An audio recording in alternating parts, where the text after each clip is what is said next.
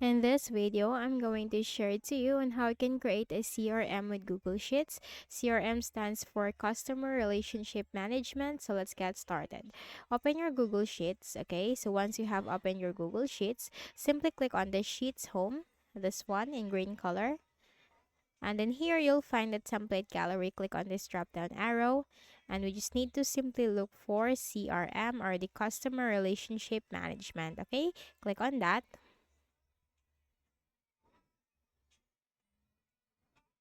And here it is. Get started with your CRM report. So you have here an option or the directions to how you can use the template. So you just need to simply follow it. And then you can edit it from here. Okay.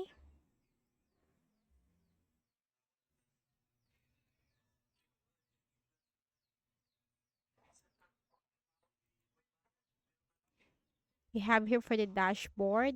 So this is to start. These are the directions. And you have here the dashboard. You can simply edit everything from here. And then you have here the people. Okay, you can simply change this to the names on your list. And the company, you can edit that from here. Just need to simply delete it and then change it into your own.